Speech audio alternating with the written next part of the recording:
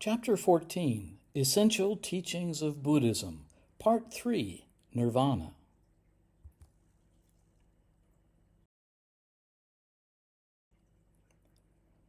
Nirvana, or nibbana in Pali, means blowing out or extinguishing, as one would a fire. The Buddha taught, everything is burning, he said. The eye is burning, the ear is burning, the nose is burning, the tongue is burning, the body is burning, the mind is burning. The Buddha then asked rhetorically, burning with what? Burning with the fires of greed, hate, and delusion, burning with rebirth, old age, and death, with sorrow, lamentation, pain, sadness, and distress, I say. In the middle discourses, he also mentioned that we are burning with 16 corruptions of the mind: covetousness and immoral greed, ill will, anger, acrimony, disdain, contempt, jealousy, stinginess, deceit, deviousness, obstinacy, aggression, conceit, arrogance, vanity, and negligence are corruptions of the mind. At minimum, Nirvana refers to the result of extinguishing these fires.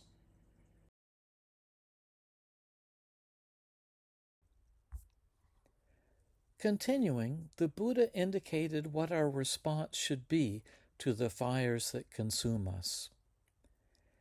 Seeing this, a learned noble disciple grows disillusioned with the eye, sights, eye consciousness, and eye contact, and they grow disillusioned with the painful, pleasant, or neutral feeling that arises dependent on eye contact.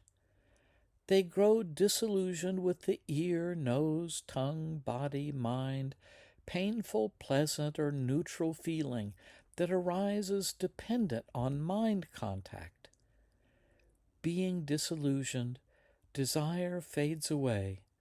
When desire fades away, they're freed. When they're freed, they know they're freed. They understand rebirth is ended, the spiritual journey has been completed. What had to be done has been done. There is nothing further for this place.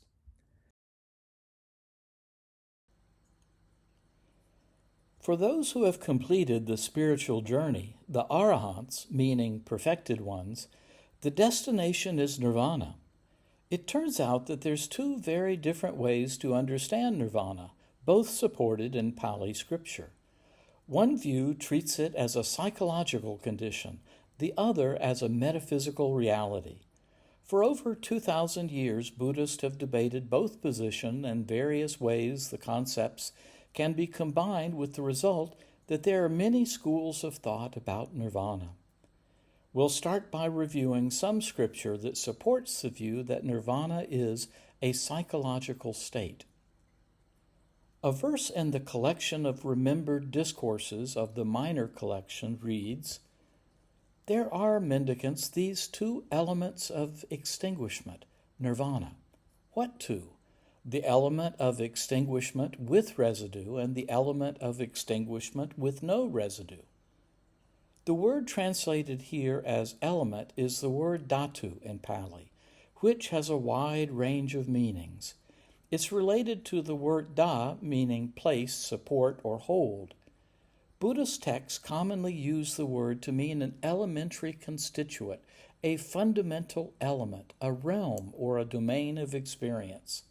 For example, sensory experience is analyzed into 18 dhatus, or components, the sense faculties, their objects, and the corresponding consciousnesses.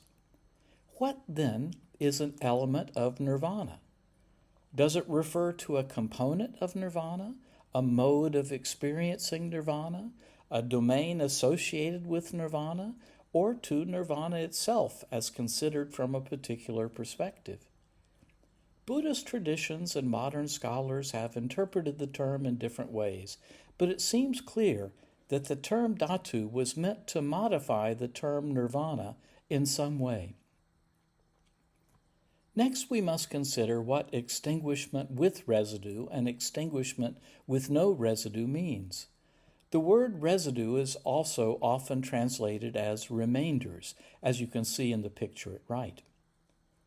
The Buddha continued, "And what is the element of extinguishment with residue?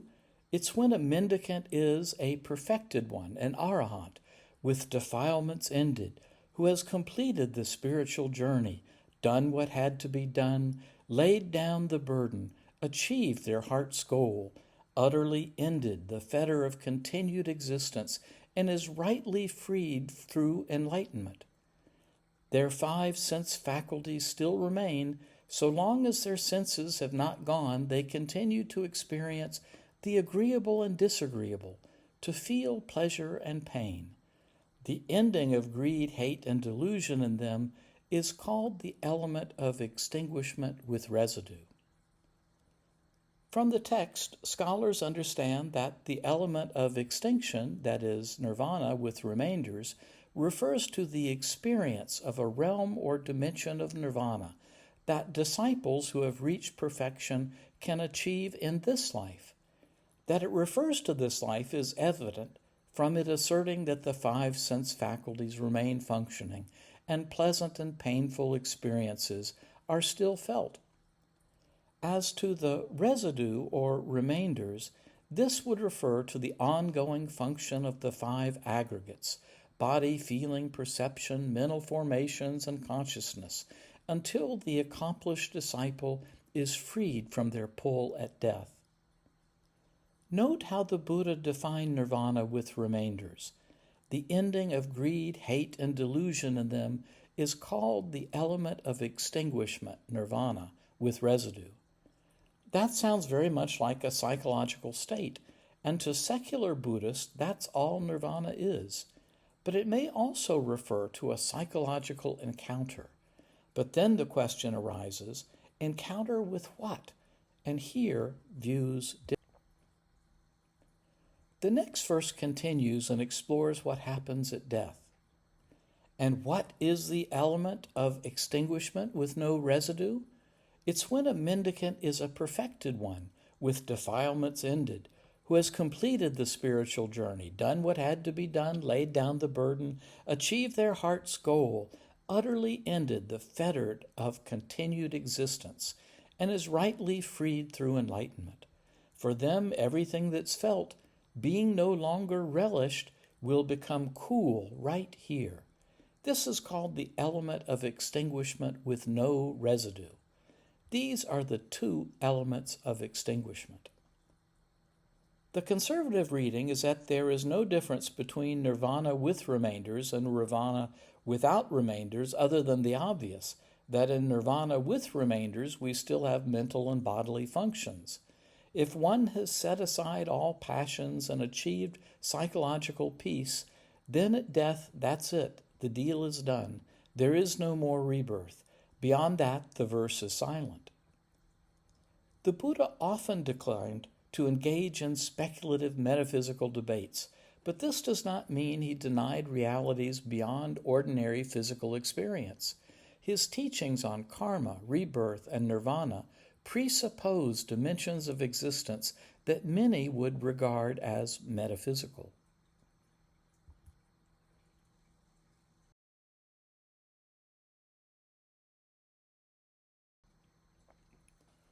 If a perfected one, an arahant, can experience an element of nirvana in this life and at death, what is that like?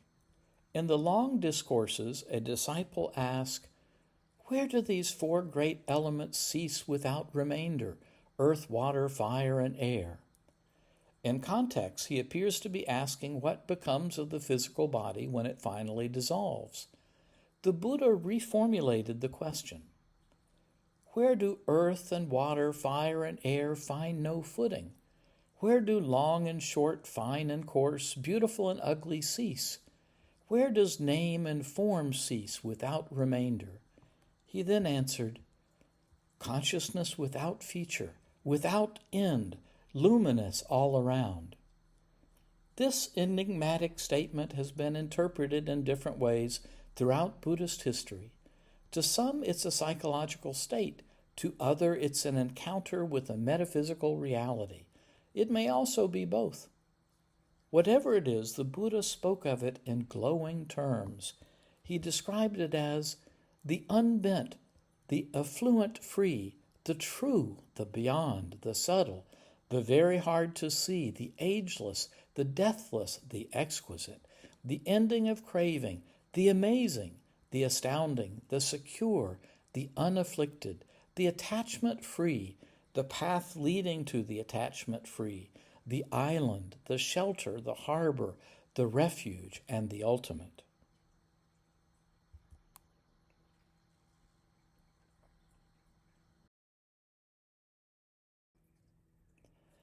The view that nirvana is a metaphysical reality is suggested by the way the Buddha explained what makes liberation from suffering possible. In the minor discourses, and also in a little more detail in the short discourses of the Pali Canon, the Buddha explained, "There is, monks, an unborn, unbecome, unmade, unconditioned. If, monks, there were not that, you could not know an escape from the born, become, made, and conditioned. But because there is, you do know an escape from the born, become, made, and conditioned." Note the word unconditioned. What we experience in meditation is conditioned. We follow a sequence of activities which produces conditioned responses. Nirvana is unconditioned. It is unborn, unbecome, unmade. In the short discourses grouped by the number of their parts, the Buddha explained that the unmade has three characteristics. In it, no arising is discernible, no passing away is discernible, no alteration while staying is discernible. That is, it is not conditioned, it is unchanging, constant. The Buddha described this escape from all conditioned things as peaceful, beyond the scope of logic, everlasting, where nothing is reborn or arisen, the sorrowless, stainless state, the cessation of all painful things, the blissful stilling of conditions. This also has a metaphysical ring to it. The Buddha also compared nirvana to an ocean into which all liberating beings flow without changing its state. Just as whatever streams in the world flow into the great ocean, and however much rain falls into it from the sky, neither a decrease nor a filling up can be seen in the great ocean. So too, even if many bhikkhus attain final nirvana by way of the nirvana element without residue remaining, neither a decrease nor a filling up can be seen in the nirvana element. Indeed, this spiritual ocean, he said, tastes the same everywhere. Just as the great ocean has but one taste, the taste of salt, so too this Dharma, teaching, and discipline has but one taste, the taste of liberation. Here again we encounter the phrase nirvana element, where element is the translation of the Pali word dhatu, which can mean an elementary constituent, a fundamental element, a realm, or a domain of experience. An ocean is real, a realm into which all waters flow, and from which they arise. It's not just a psychological experience. So here, too, we find evidence of a metaphysical reality into which we will find liberation.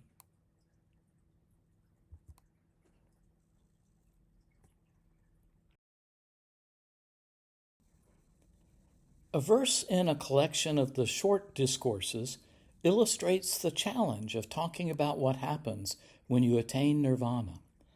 The Buddha explained that, as a flame tossed by a gust of wind comes to an end and cannot be reckoned, so too a sage freed from the set of mental phenomena comes to an end and cannot be reckoned. A disciple then asked a great question. One who has disappeared, do they not exist, or are they free from disease for eternity? Please, sage, answer me clearly, for truly you understand this matter. Note how the Buddha answered. One who has disappeared cannot be defined. They have nothing by which others might describe them.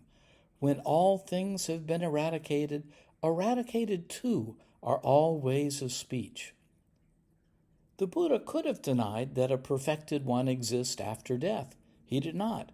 Instead, he indicated that no words can describe what happens. Whatever nirvana in ultimate sense is, it is quite beyond our words to describe.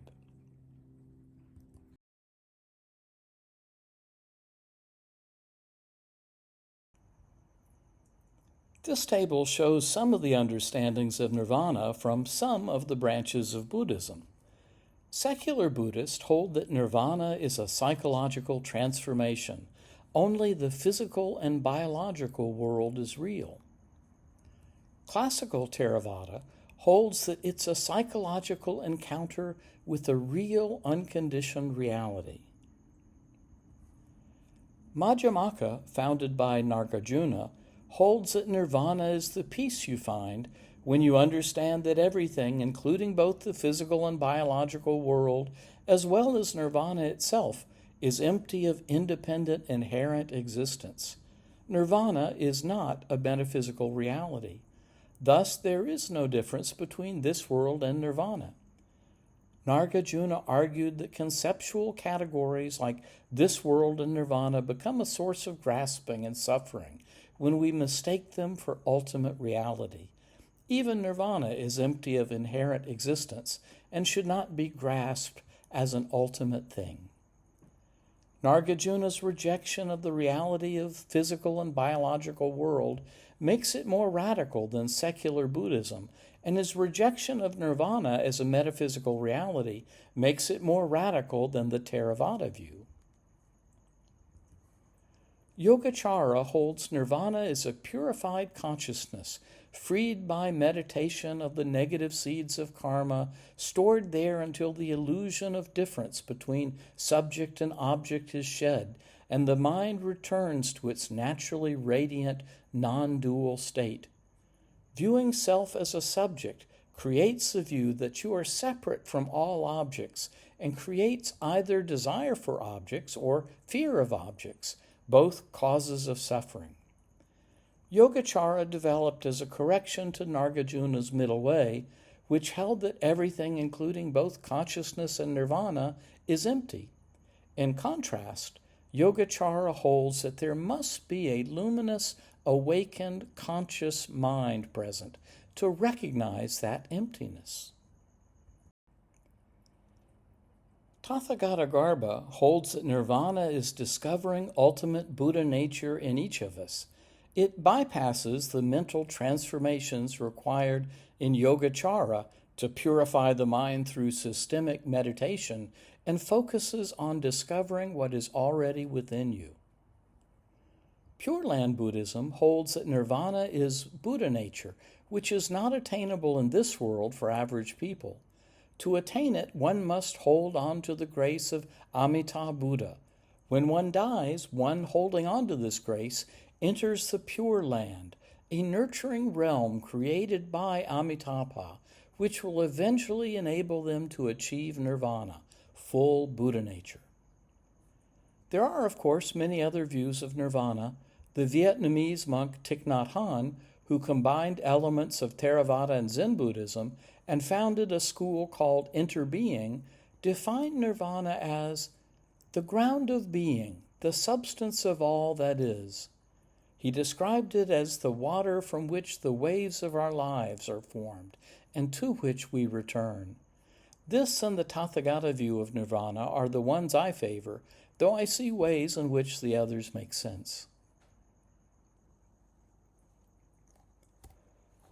While the differences between Buddhist understandings of nirvana on the one hand and the Zoroastrian, Taoist, Hindu, and Western understandings of Brahman and God on the other hand appear profound, much depends on how one understands the unconditioned of which the Buddha spoke and whether ultimate reality can be described at all.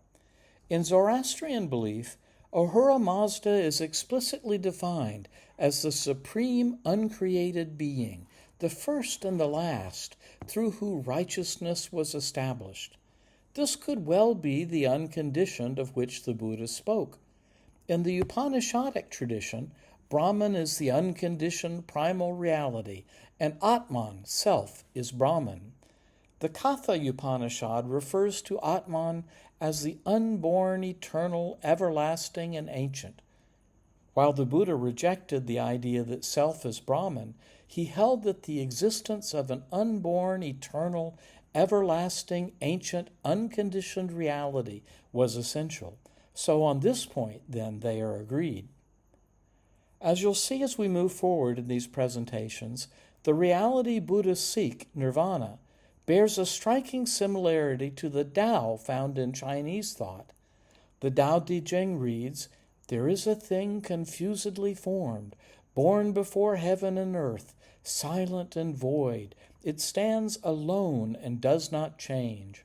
I do not know its name, so I call it the Tao." Consider, too, the similarities between the Buddha's teaching about the unconditioned reality upon which liberation depends and the views his contemporary, the Greek philosopher Parmenides.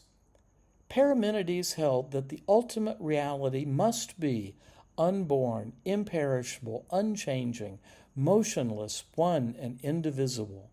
This sounds a whole lot like the Buddha's unconditioned reality, and as you'll see, Plato and Aristotle also held the view that the primal reality must be, as the Buddha taught, unconditioned. Then, of course, there's concurrence between the Buddha's view of the unconditioned and the view of early Jewish and Christian philosophers, which we'll soon review. Philo referred to the ultimate reality as unbegotten, unborn, and without qualities. Even the Nicene Creed, which in referring to Jesus as begotten, not made, of the same essence as the Father, reflects the Buddha's view of an unconditioned, not made, fundamental reality. Islam, too, speaks of God as the eternal refuge, just as the Buddha called nirvana, and the Quran says that God neither begets nor is born, as the Buddha spoke of the unconditioned. The only thing that seems to distinguish the views of the Buddha from these other views is that the Buddha generally resisted talking about metaphysics. His focus was more on ending suffering, while the other traditions are deeply rooted in a metaphysical concept.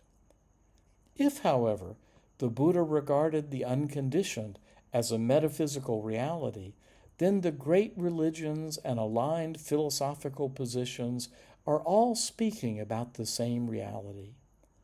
In the next section, we'll take a look at how the Pali scriptures describe meditation, but before we go, I must share one of my favorite cartoons.